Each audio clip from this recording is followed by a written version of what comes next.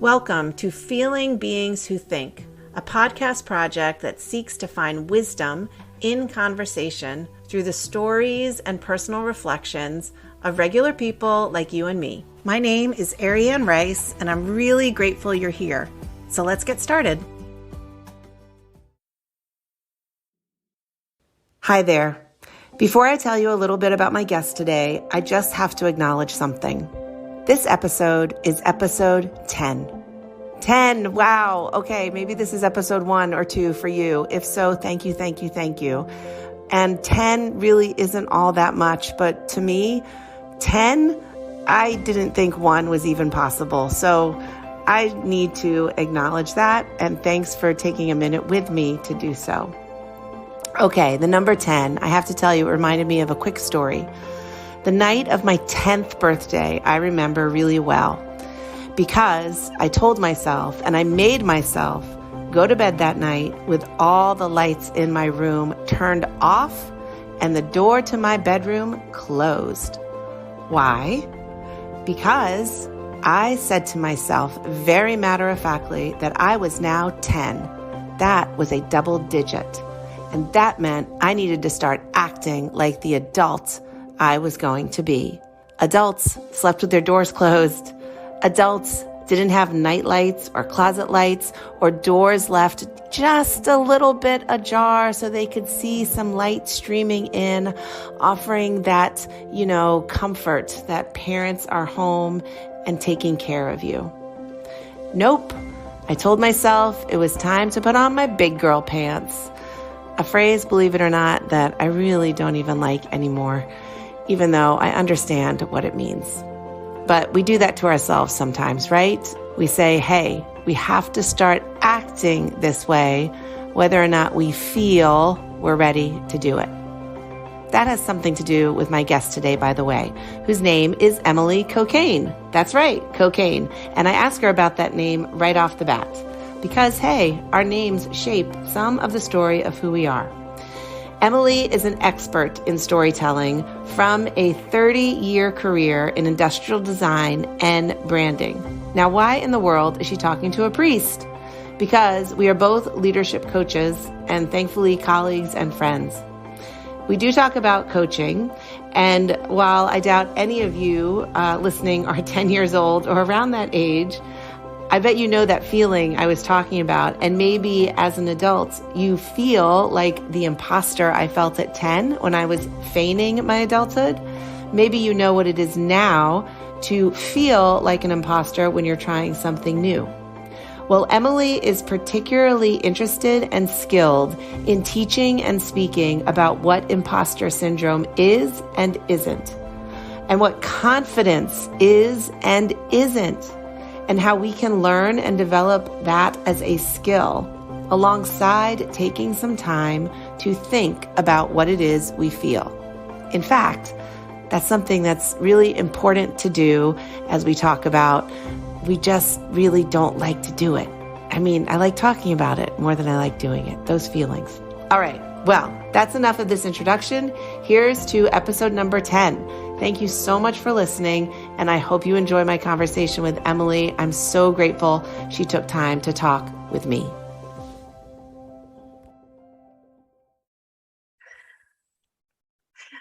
Hi there, Emily Kokenge. Hi, Ariane Rice. It is very good to see you. You're a guest that is not affiliated in my network of wonderful people with organized religion and the institutional church, and those of us who are crazy enough to have gone into ordained ministry. I did notice that. I would have to say, as I was here to your podcast. I was like, you're number 2 in that realm.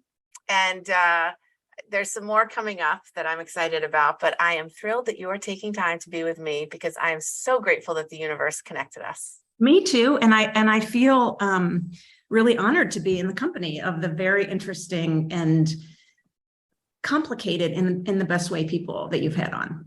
Yes. And I have a feeling that you're just as complicated as all of them.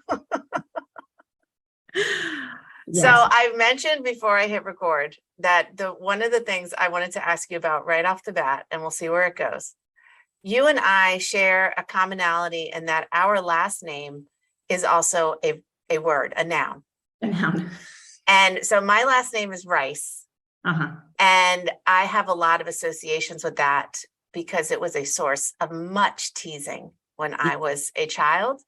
And even my first name is kind of odd, and people often ask how to pronounce it, and it's got this whole nother thing. So and you and I actually participated once in a icebreaker that a good friend, colleague of ours brought to our attention around Indigenous introductions and giving the space to talk about our names and what they mean to us.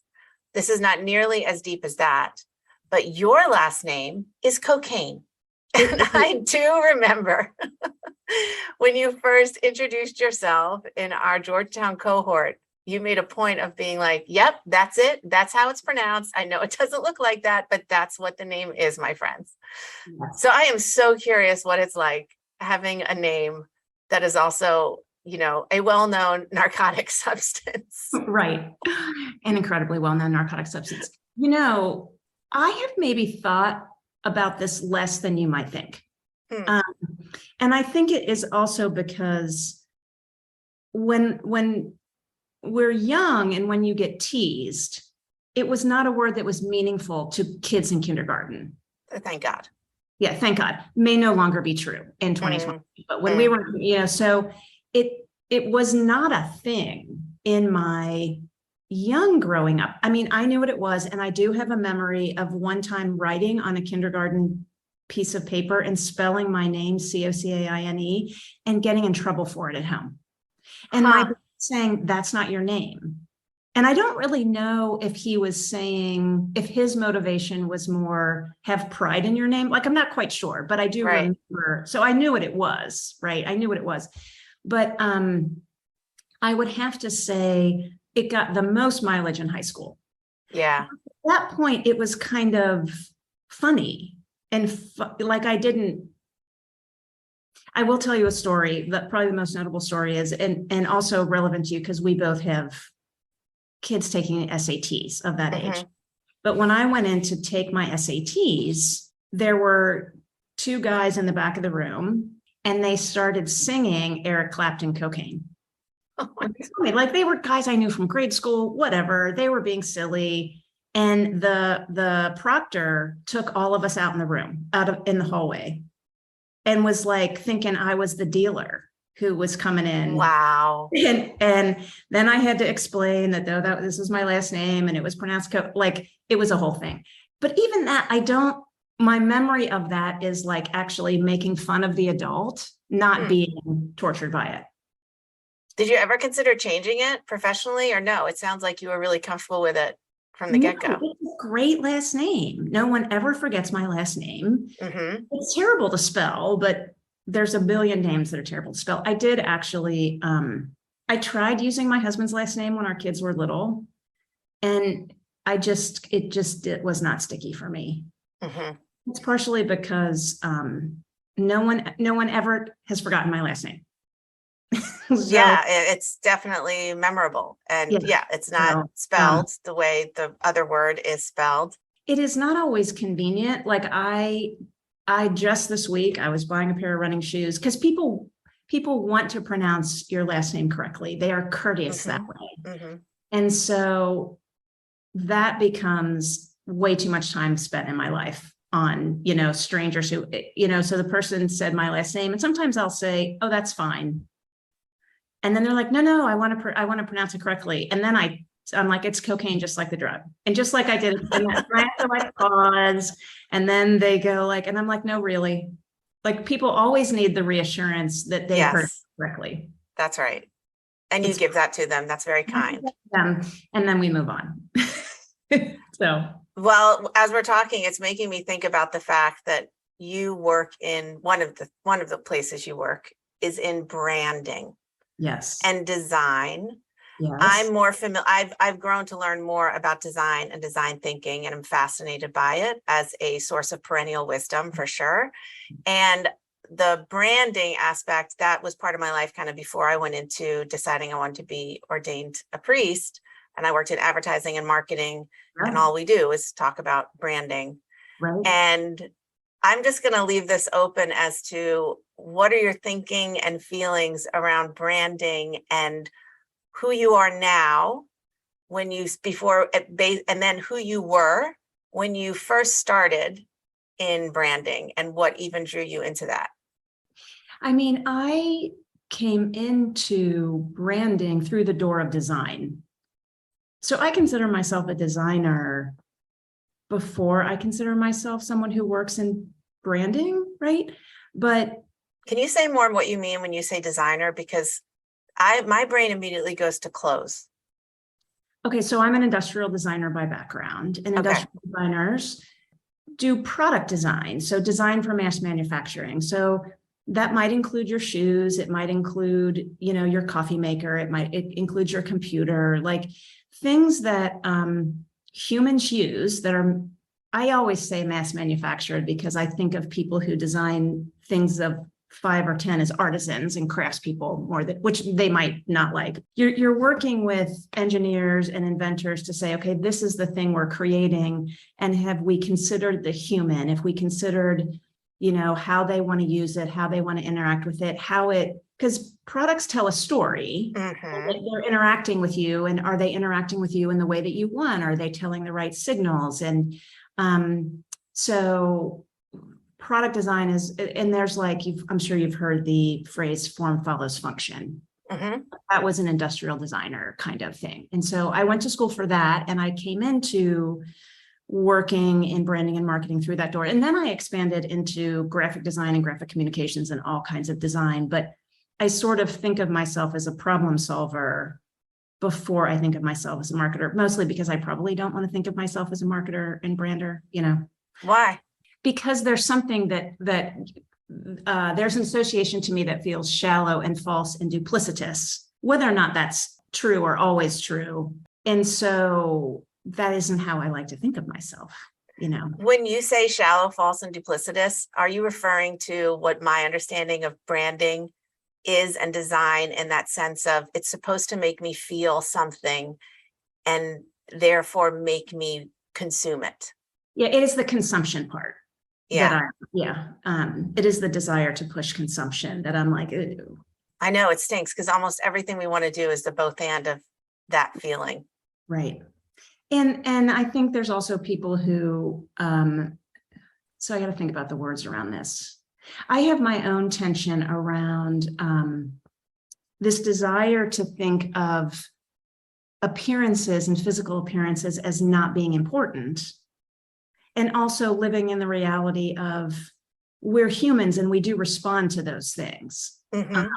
We're all making choices, some of us more consciously than others, all the time about how we present ourselves and how we choose to present ourselves and how we choose to view other people. Do you know what I mean? And there's a weirdness to me in both accepting the truth of that human thing, and then because our society takes it way gross too far, right? And I don't know where normative healthy is in there.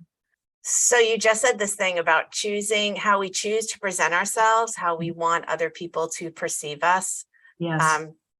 And that definitely connects with some of the work you do now that we've talked about regarding speaking with women, particularly around leadership, and a phrase that is very commonplace now, imposter syndrome, and connecting with the parts of ourselves that feel like imposters. So I want to tell you about something a therapist said to me, and I don't know if, I think you already said it, but your husband is a therapist. So I have a therapist, yes. Yeah. So you swim in some of that. Right. And that word's so big and broad and could mean so many things, but we don't need to go into all the definition. So recently I was talking to a therapist, and they were telling me that in their school of therapeutic thought, they believe it is necessary to oftentimes show up as your inauthentic self. That this idea we seem to have in the world that we're always supposed to be authentic. We're always supposed to live into our authenticity. And they said, think about yourself on a job interview.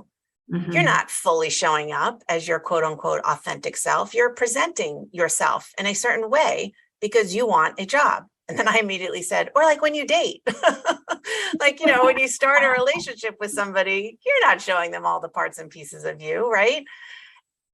And I started thinking about this in terms of imposter syndrome, which I think is something every single person feels, no matter gender, no matter anything. Yes. And how I am starting to wonder if, don't I like need to kind of accept the fact that in certain situations, I am an imposter because it's just something that's new and foreign.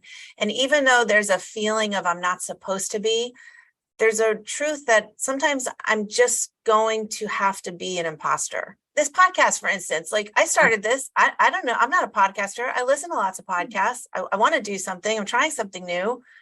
But of course, I feel a little bit like an imposter when I first started doing this. Okay, so here's what I want to say. I want to tease apart feeling like an imposter versus imposter syndrome. Okay. And how those two things are and are not the same thing. And then I want to tease apart this idea of attribution error. Not everyone likes this phrase, but I do. So to what are you attributing your feelings and circumstances? And when are you attributing them to you versus to the circumstances around you? Mm-hmm. So let me unpack that. So the idea behind imposter syndrome is that you're feeling like an imposter when you're not. In other words, you're carrying around this weight of I don't belong here. And I'm not valued here. And it's not okay for me to be here. And in fact, it might even be dangerous for me to be here. And it's wrong, right? In other words, you're taking it to an extreme, or you're believing it to be true. And to be true all the time. And in fact, to be about you, right? Okay, so you're taking a feeling and you're making it a fact that you're unworthy. Yes, right. So let me unpack my attribution error example, and that might fill this in. So let's use your example. You walk into now try podcasting and you are feeling unsure, right? And so you can take that feeling of feeling unsure and you can say, well, I've never done a podcast before. I'm going to publish these online. And so that feels vulnerable. You're looking at all these external factors that are, why do you feel unsure? Well, of all these external factors. Or you could internalize it and say, I must be silly for doing this, or I must, who do I think I am? So you're taking the same circumstance, the same set of facts, and you can look externally or you can look internally. And those aren't wrong either, right? It's not like one is better than the other, but as women, we tend to default to internally attributing things being about like our weakness. So the better example I can give you is because I love this example, there was some research done with these PhD math students. And, PhD math, it's hard math. Students got further in the program, their grades started to drop. And so they interviewed the students and they saw and this is a gender thing. Generally speaking, when they talked to the male students and they would say, well, why are your grades dropping? They would be like, man, this math is really hard. And when they asked the women, why are your grades dropping? What did the women say? I don't study enough. I'm not good enough. I can't get this. Not good enough at math. Yeah. And so, of course, that and I knew you would know the answer because that feels very familiar, right? So it's this idea of imposter syndrome. To me, one way of looking at it is a constant and incorrect internal attribution. When you walk into a new job, of course, you feel like an imposter. Right. You don't know the job. You don't know what's expected of you. You don't know who the people are. You don't know who you can trust. You feel like I don't belong because you do, in fact, not yet belong. And, you interpret that in imposter syndrome as being something that's wrong with you, as opposed to going, okay, well, let's give it a minute until I can learn the people, learn my way around the situation. Does that resonate as the different subtleties? It does. And it prompts two more questions. One is, I want to know the experience in your life that brought you to care about this. Because I have to believe that there's something in your story, life. Dear God, how long do we have? And then maybe after that, talk about that belief I'm starting to articulate as part of becoming an adult is acknowledging and recognizing the parts of myself that I need to be in conversation with in a compassionate way. So I want to know why you care about this and why this came into your world as being something that matters to you. Okay, so without going too far down the rabbit hole of my upbringing. Oh no, that's the best rabbit hole. I'm sorry. So as we have talked before, I have 8 older siblings. I'm the my word. 9 children. And of those siblings, 7 of them are women and 2 are men. My parents were born in 1925. So I sometimes remind myself and other people, like they're almost 2 generations older than me. Yeah. They were 45 when I was born. So their experience of the world and my experience of the world were, pretty different. We were all raised very 1950s gender normative. Okay. Which without getting into specifics, that's a decent enough way of. Yep. And I just thought that sucked. There were all kinds of ways that I did not like that. And I really bumped up against that. I think I was, I don't know, I wanted to do more than that. I did not want to be a teacher or a nurse, which or just get married. And I will tell you that I was an exceptionally strong student. I did all the things one is supposed to do. And as I was applying for college, my dad said to my mom in front of me, so he didn't even say it to me, I don't know why we're sending her to college just for her to get married. Wow. So I could stop there and you would have enough of an answer. Yeah. Right. What did that feel like when you heard him say that? Like, can you remember what that felt like to you? What it really felt like is, well, he just does not know me at all. And he really didn't. Right. He really didn't, and again, back to the, and so it was actually the pain. That was what was painful. My father does not see me was actually much more painful than the kind of condescension of that. Yep. But so then I, of course, as we do, I went into a field that was entirely male dominated. There were 50 people in my class. 2 of us were women.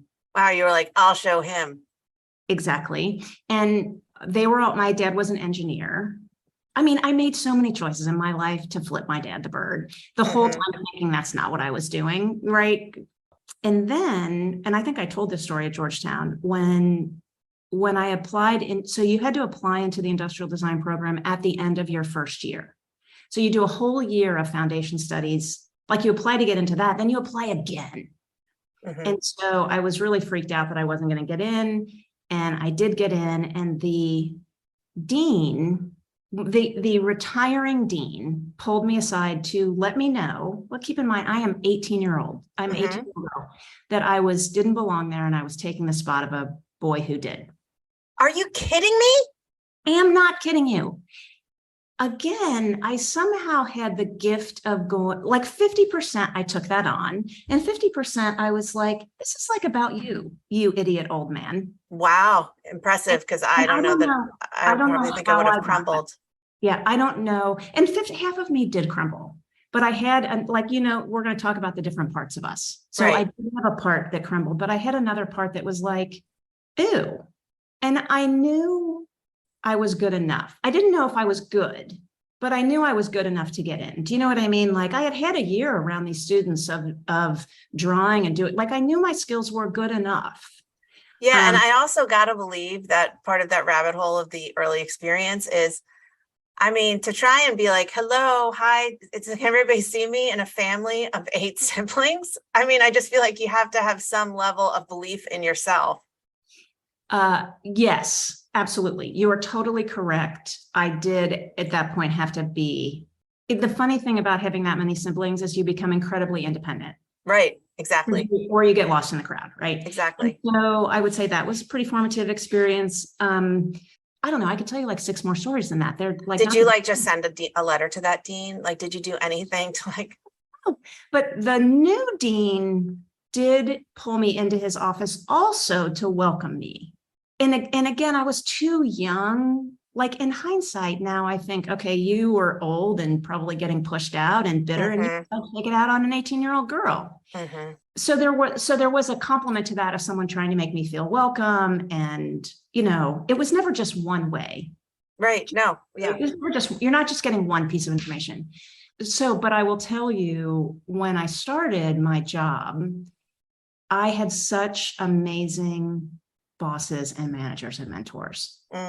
like, I feel like I don't want to say everything to them because that's dramatic, but that changed my life because there were these three individual people. Phil, Elizabeth, and Claudia are their names. And Phil was my boss, and he totally believed in me. And here was this adult man who thought and I was the only woman, and he thought I was amazing. Mm-hmm. And he would tell me, like, you are so good at this and you are so good at that. And I had no idea what to do with that. Right. He and these two women, like, they really encouraged me. They said I was good at things. And I eventually believed them, or I believed them enough to try the next thing, And so, yeah, I can I just pause for 1 second, because I just think to name what a big deal it is when we build people up with our words and our language. And so in the last conversation I recorded, I was talking and saying how there's a scripture that just really fills me and is a big part of why I'm doing this. It's called knowledge puffs up, love builds up. And I definitely used to think knowledge built up everything, and proving that all the time. And so many people have terrified me because the way in which they use knowledge, right? I'm just like, I'm nothing. yes. And all it takes, and it is such a small effort to build people up in love with our words and our encouragement and support. And you can't believe what it does to people, like how it transforms their life. And that is why I got into managing. That's why I cared so much about managing people. And it's why I got into mentoring, and it's why I got into coaching. Mm-hmm. I was like, those people, like, I have had a very cool career. And I'm like, it is because of them. It's totally because of them. Well, it's both and. I'm not taking away from the work that I did and the effort that I did, but I definitely got on a different path because somebody took the time to build me up and to give me permission to be great, which is like why our girl gang is so important to me. Because those support systems of people going, of course you can do that. Of course you're good at that. And our systems, our perfectionist systems, they tend to be inaccurate, and they tend to be mean. Not mean. They tend to be critical. Let me say they tend to be very critical. Well, criticism is mean. I grew up, Mal, I don't. Yeah. Well, okay. So the growing up thing and the rabbit hole of our upbringing. And yes, I just believe that so much of who we are, and I'm certainly not the only one to believe this, but it's hugely informed by a period of time when we had no choice but to take on what was kind of imprinted us, rarely with words, mostly with ways of being and relationships and all of that stuff. So it's not quite a rabbit hole that I think, I don't know. Okay. My brain is like firing in 50 different directions, because the reason you and I know each other is because right at the start of the pandemic, we were both, and I think it was the first purely online cohort. Maybe the second, but it was early. It was very early. And in this cohort of people, I think maybe like 30 some odd people from all these different professional backgrounds, most of whom at a certain midpoint to end level in their careers, wanting to move into coaching. And, to me, coaching is a lot about feeling beings who think. It's about having this conversation with a human being to talk about the feelings that we don't want to really talk about, especially at work. One of our friends from that program in our girl gang, she calls it work therapy. And I'm like, it is, know? Yeah. So just say a little bit more about, like, and maybe this will connect with the parts of ourselves, but how was it that you came into coaching? And I know for me, it was my thought about what I was taking on and what I was learning was wildly not what we actually did. And I kind of was incorrect in some of the assumptions I made about what coaching was, but I'm very curious about you and yours. So by the time I got to the Georgetown program, I felt very comfortable in my ability to be a strong manager and developer of people. and to be and I was sought out as a mentor. So like, this was something that I cared about, that I knew that I was good at, that I had gotten enough, validation. But then, as you had brought up, my husband is a therapist, and he would bring these stories and concepts and insights to the dinner table. And I would think, oh, you understand on a whole different level than I understand.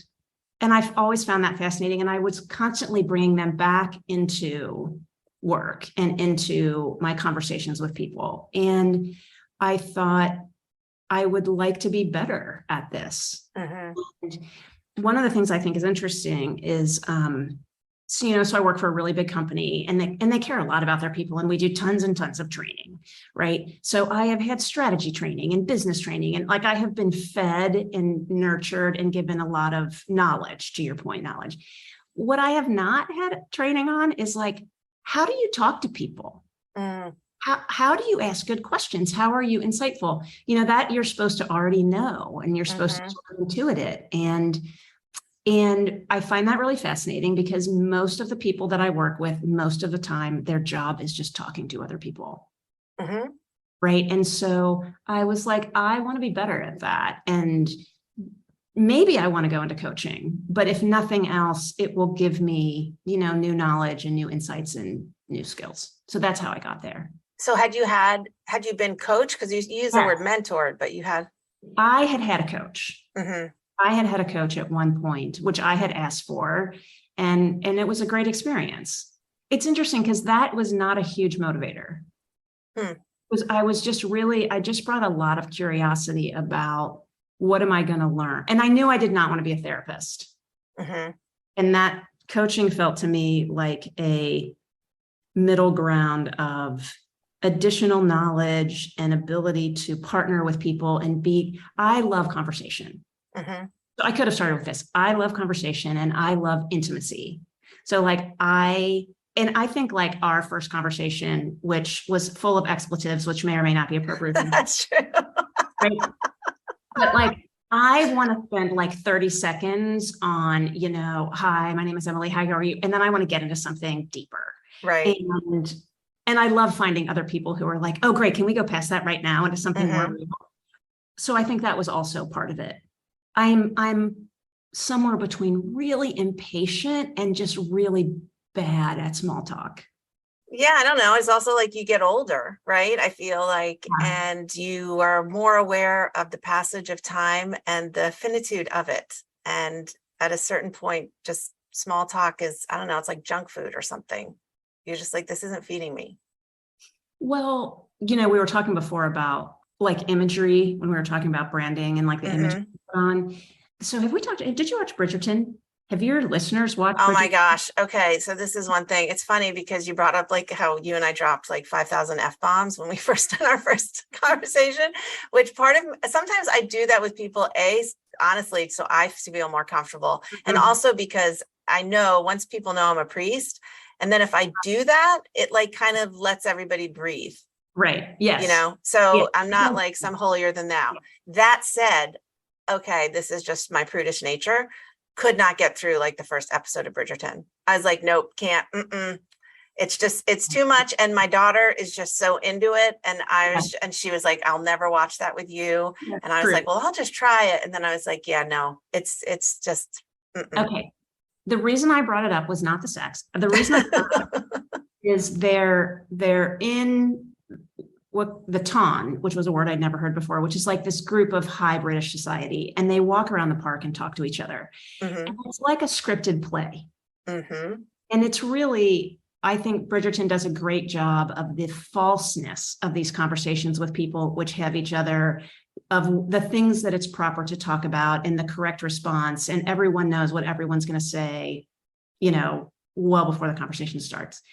And those are the conversations that I find myself in. And I think, oh, we're pretending we're in the ton. You're going to ask me this and I'm going to say that. And then the appropriate thing is for me to ask you that. And then you're going to say that. And now we've spent the required time together and we can move on. Yeah. And I think some people don't realize they're in the ton. Yeah. I think. They're not my people. No, they're not my people. And so I have to, so I think sometimes too, it's so scary. It's so scary being real. And it's not that I always want to talk about deep things. Right. It's just more, yeah, I don't for any minute want to act like, because I'm so deep and I want to have such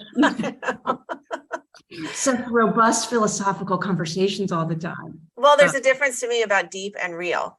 Yeah. I mean, real things can be deep, but you can be real without necessarily going deep. Yeah. And, one of the feelings I really remember from that first gathering of that cohort, I mean, so first of all, I think it was March of 2020. So we'd been in this pandemic thing for a short time. And like every day was just like, I don't know all the words for that, but I was terrified of like, everybody there just seemed so accomplished. And I knew I was going to a space, that was not a clergy, churchy space. Yeah. And I don't know. I just remember I was so scared that first day. Were you scared? Because I remember thinking like, oh, there's another really confident, competent woman. I'm like, not. Okay. Yes and no, because honestly, my day-to-day work life is so much more terrifying than that. Wow. From an intimidation point of view, that yes, I had those feelings, but I was also like, oh, like was like water I'm comfortable, familiar with swimming in. But I also feel like we're old enough to know people are not their bios. Yeah, that's a good point. I think that helped. That whole process helped me remember that. Yeah. And I, speaking of imposter syndrome, because I do love that space and I love talking about women and confidence, people send me stuff and I got sent this, I'm sorry, I'm not going to reference this. Maybe it's even called the Imposter Syndrome podcast, but the one of the first things that the women on it did is they read their own bios out loud. Mm-hmm.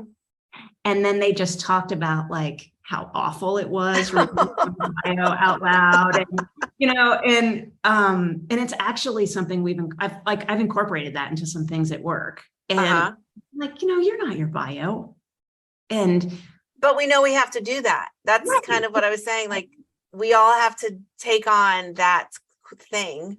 It's the equivalent of like getting all dressed up and putting makeup on and high heels and being like, oh, this is me every day. No.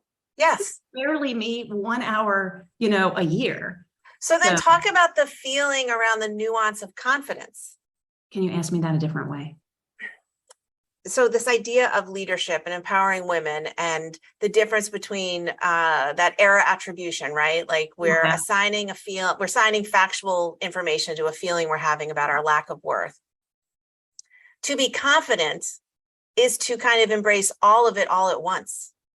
To be confident to me is to be able to say to the parts of myself that are, yelling at me that I am not worth whatever it is I'm trying to do. And to say like, I hear you. And this is really, really scary. And I promise, even though it's scary, something will come of it that is for our good. Because it's a new thing and we're trying a new thing. And it's not about being perfect, but it's just about trying it and just doing that. So to me, confidence used to these words, and that's why I think they're worth examining. They're not one-dimensional. Right.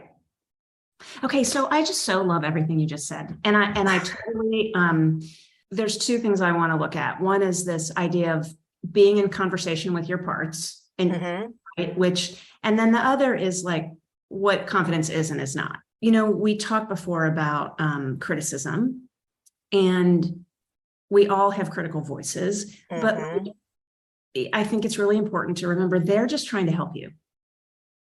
They are on your team. Your critical voices are trying to take care of you and protect you. Like their strategies might be all wrong. Right. But their intention fundamentally is to protect you. So your critical voices are going, oh, why do this podcast? It might be uncomfortable. Right.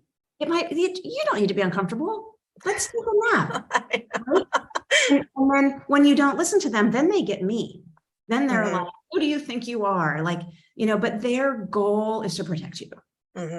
And so you were talking back to them going, it's going to be okay, which is like totally great. And then making room for your generous voices going, and things could happen that are amazing. And so to me, part of where I advise people on confidence is, how do you listen to your critical voices and know that they're trying to take care of you?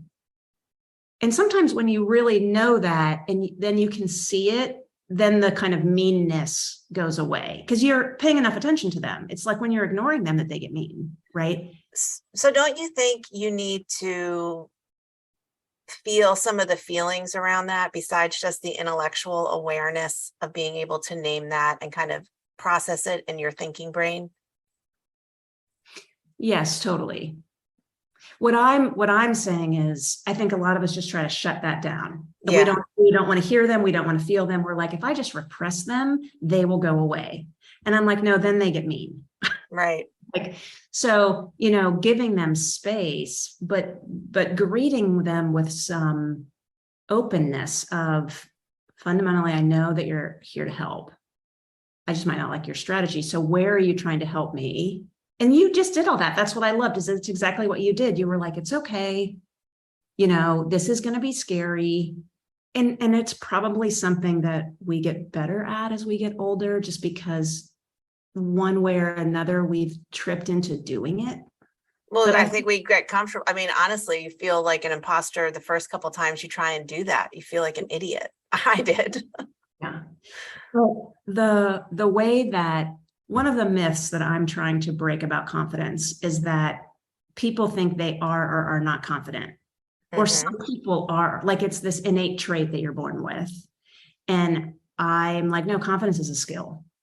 It's a skill. It is like any other skill that you have. And it is a skill. The skill of being confident is the skill of taking action, of saying, and which is what you did on the podcast. You said, so confidence is the belief that if you take an action, it has a decent chance of working, or you wouldn't take it, right? Right. So you believed enough that you could do this podcast and it would work out and it would be good, that you took the step, and that was confidence, right? And so when we don't feel confident, we don't act and we get frozen. But those are places that, and that's part of what coaching is about. Like, you're helping people practice. Yeah. That's what design thinking is about too. It's like, try something, prototype it, take a little step, get a little more confident, and then yeah, that's what the framework of faith is about too, but I'm not going to go down that road right now. So, but I just want to disavow this idea that like some people are confident and some people are not, and because you really can, you get more confident. Exactly. It is a skill. And I think there's a feeling connected also with that so one of the reasons to do this, which is I think similar to not wanting to have fake conversations with people, is there's a measure of regret I don't want to have. Part of making the choice to take action is to say, if I don't take action, I might regret it. Right. And that's a feeling that I don't want to have. Right.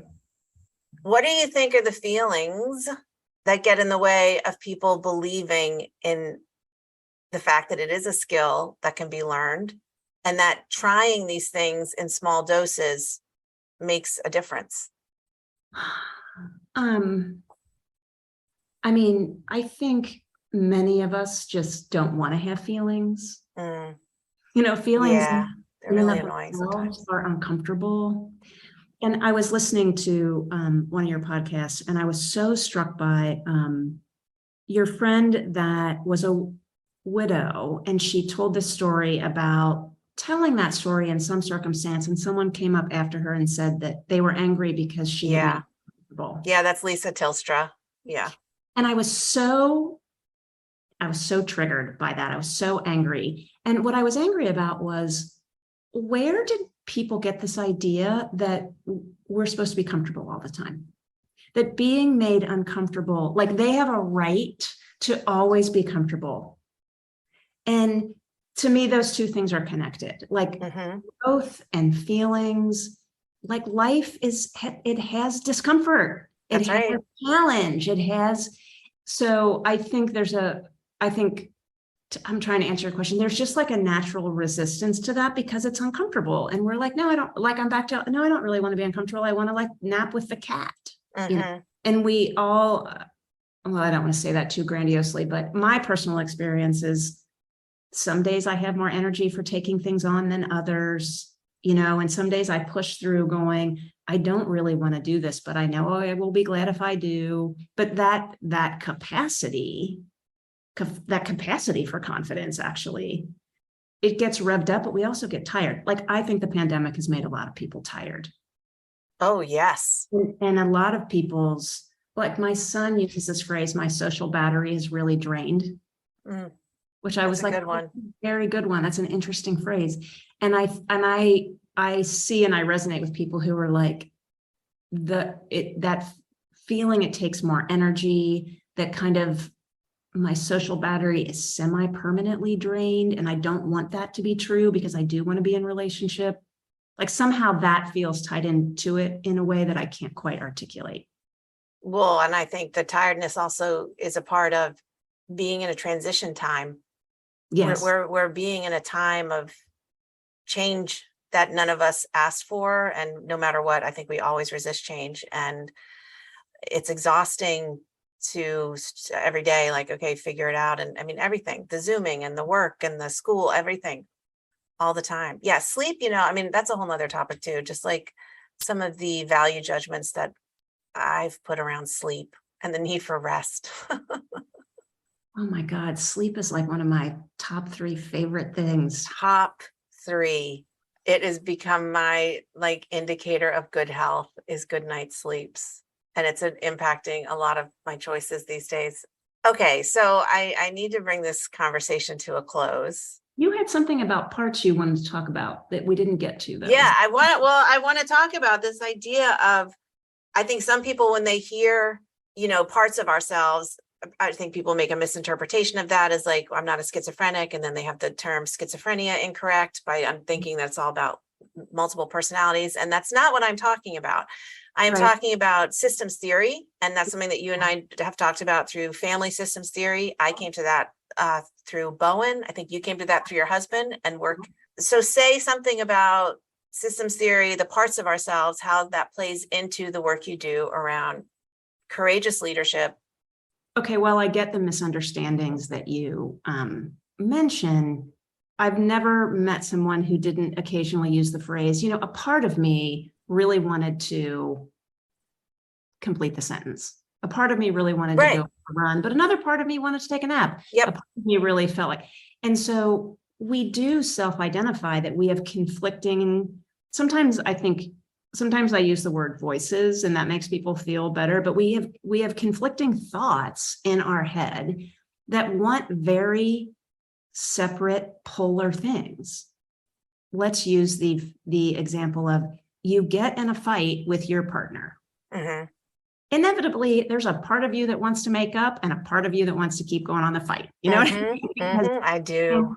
And then that creates its own tension. That almost creates this third tension of this polarity of which way do we go, right? Mm-hmm. And so to me, I mean, I've really enjoyed that part of my husband's work and kind of, once I sort of started to identify it, it seems so obvious and normal. Yeah. That it was just a really clear way of being in conversation and saying, of course, a part of you was nervous about doing the podcast, just to use that as a example. And another part of you was very excited. And then being in relationship with that, to me, is what's so interesting and important. So what does a part of you say to another part of you when you need to know it's okay to welcome all of it? The reality of there's no binaries and there's a lot of different feelings as you move towards taking action in your own life. The best way that, I'm not quite sure if this will answer your question, but the best answer I have is I've gotten really, I've become a lot more conscious because I am a little more educated in this space, or a little more educated is not the right word, because I talk this way frequently. So I'm more comfortable conceptually talking about this way, with identifying if I'm really uncomfortable, if I'm really feeling a lot of personal tension and tightness, I'm like, I know there's a polarity underneath that. I know that underneath that are two parts that are like at war in my head. And maybe war is the wrong metaphor there. And so if I can have the presence of mind, which I don't always have, to kind of go, what is going on with that? And identify it, most of the time right there, I feel better. Not because it's resolved, but because there's something about, sometimes we use the phrase free floating anxiety. Like I just got a lot of, I'm totally anxious and I don't know why. And that's its own discomfort. So it's kind of like what's underneath that. And because if you can see it, you can look at it, think about it, process it. But if it's invisible to you, then it just is all these like uncomfortable feelings, which is we don't like them. And I'm not good at sitting in feelings. I mean, one of the things David will say is you have to feel your feelings. And, I'm still resistant to that. But I'm like, then I want to get intellectual about them. I want to understand what they are and where did they come from and, blah, blah, blah. So, that is my growing edge is just, you have to feel your feelings. It's going to be my growing edge for the rest of my life. I'm getting better at it. And a part of me doesn't appreciate that. Because a part of me gets frustrated with the part of me that wants to just feel my feelings and be okay when tears come to my eyes. And, I get a little verklempt because I find something to be so beautiful and I'm overwhelmed by it. And a part of me is like, that's pathetic. And then sometimes I do say, just shut up to the other part of me too. So. Well, that's not really being in relationship. No, it's not. It's not the beginning of a relationship, just not a good relationship. All right. So I want to close with something you texted me once that was so awesome. And I've sent it to other people and you had read it. And I think you were a little even embarrassed to tell me you were reading, it was a tween book or a teenage. Yeah, I totally know what you're going to say. Yeah. And it was that phrase that said, that was terrifying, but it actually wasn't all that difficult. I'm misquoting it slightly. You are misquoting it slightly. The phrase was, and now I'm going to misquote it slightly. The phrase was something like, in the end, it was frightening, but not difficult. Yes. In the end, it was frightening, but it was not difficult. Right. And that is so much how I feel about my transition. It's frightening. And so I want to pretend that it's difficult because somehow difficult is a more comfortable feeling than fear. And when you say transition, you're talking about?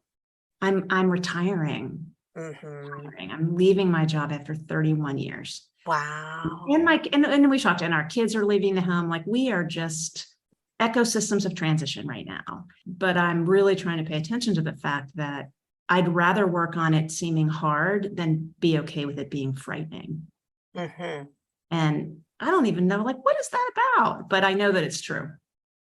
Yeah. And we don't even get to have all the answers around some of this, right? Like they're just feelings. They don't necessarily have answers. Yeah.